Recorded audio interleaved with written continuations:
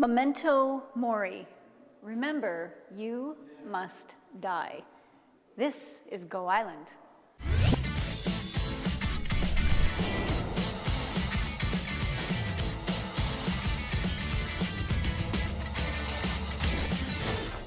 This show is by Rachel Yoder, and she is from the interior.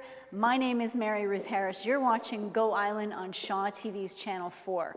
We are on location today at the Campbell River Art Gallery, and this show is in place until March 27th. Coming up, an interview with the new curator, Julia Pruden, and she's going to share with us what this particular show is all about.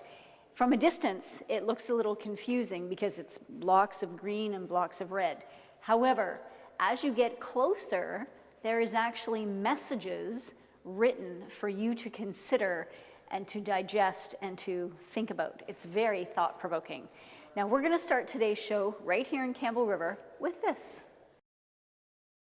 Go Island is on location today at the Campbell River Art Gallery, where this show by Rachel Yoder is on until March 27th.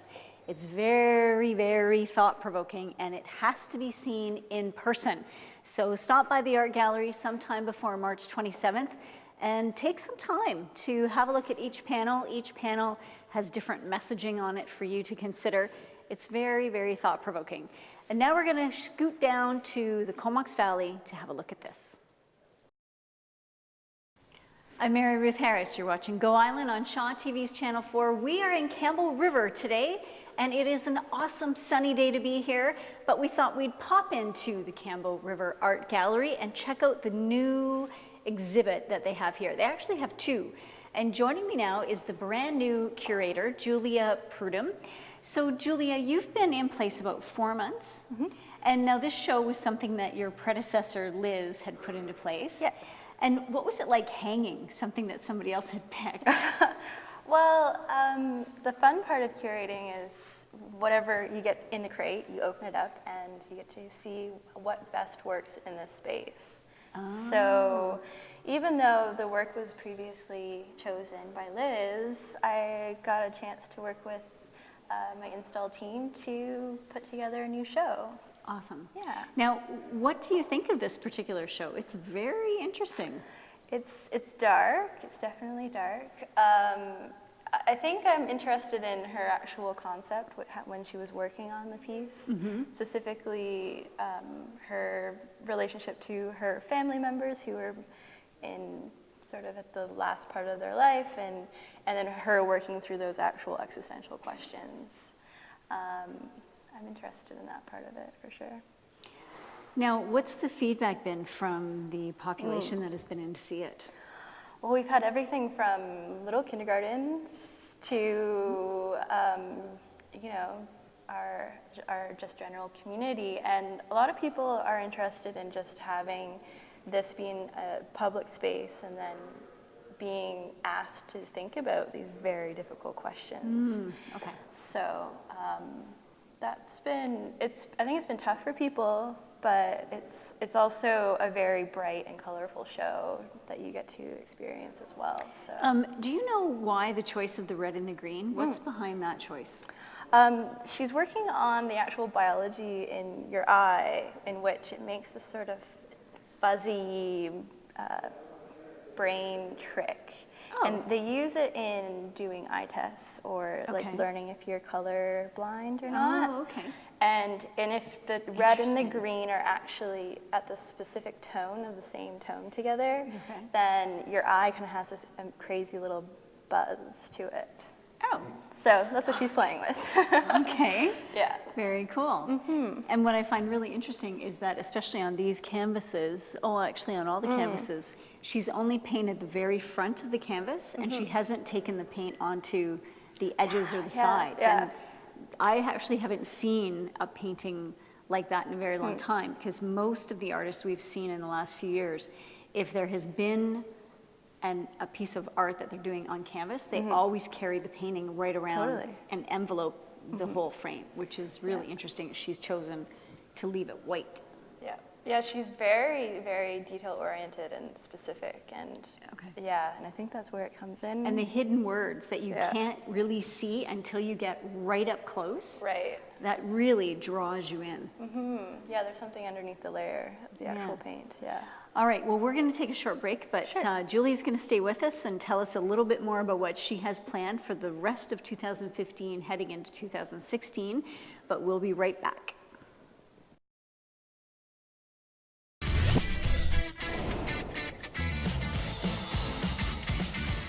Welcome back. You are watching Go Island on Shaw TV's Channel 4.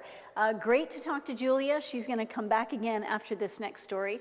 Now, the panels are hung in order of how they were created by the artist. So this is actually the first panel that she did with what she was thinking about at that time, and it's all around the process of dealing with dying. And it's very, I know I've said this twice before, but it is very thought-provoking. Every panel has different messaging on it. And of course, as Julie was explaining, the red and the green have connection to the eye tests that you take. So yeah, definitely stop by and see this in person here at the Campbell River Art Gallery.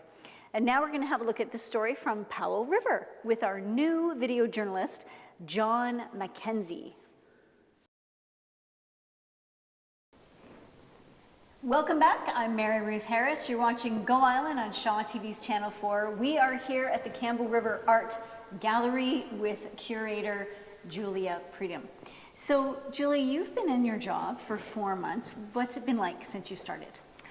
It's been really exciting, trying to understand how this actual space works and seeing what people would like to see at the art gallery and getting to know all the wonderful artists and community makers that are already here. Now, have you had a chance to meet with some of the art gallery members? Because I know you have quite a few, and I'm sure they've been very vocal about what they'd like to see. Yeah, definitely, and there's quite a legacy as well of people who have founded the art gallery and who are still around, and they're very instrumental in making things happen. So yeah. Now, what do you have planned? I guess for the next little while, you're carrying on what Liz had planned. Yeah. So, but again, you said it's like a surprise because you get to open up the box and see what's actually in it. Yeah. So what comes after that for you? Sure. Well, even this year, I wrote a couple grants so that we could start doing publications and have like critical essays being written about the exhibitions. Oh. And so that's going to be done with Randy Cook's exhibition in the spring. Okay. But then in 2016, I sort of want to shake it up a little bit and have more fun and introduce more major installation artists, where an artist is going to be in Campbell River for 2 weeks before the show, working on it in the gallery, and then unveiling it. Oh. So we'll have anything. Interesting. Yeah, everything from like a full silkscreen installation to felt forts with videos inside, and yeah. Cool. So yeah, I'm very excited about it. That would be, so when you say large, so are we talking like floor to ceiling and taking up the entire space, and you got to kind of weave your way through to see? Oh, Yeah. that'll be fun. Yeah. Very interesting. Now, will you also have more than one at a time? Like normally, like I guess the history is that there's always one here in the main gallery and there's a second artist over in the smaller aspect of the gallery. So are you hoping to continue that? Yeah, for next year, that's how we're going to work. And then slowly I'd like to end up getting more division with getting various walls and movable walls and more equipment so that we can accommodate our space. Oh, great. And have more artists. Well, you have some, 6 posts. We do, that would lend themselves to temporary wall installation. Yes. And that would be really fun too. Like you can have a wall that, that weaves in and out, and you could create a little maze. A little maze. Yeah. All right. Well, that sounds like a lot of fun. Well, congratulations, and thank you so much for sparing some time for us today. Certainly. And we will keep our eyes open for the next couple of shows that come up. Oh, thank you. Thanks You're for coming. welcome. All right. We're going to take a short break. We will be right back.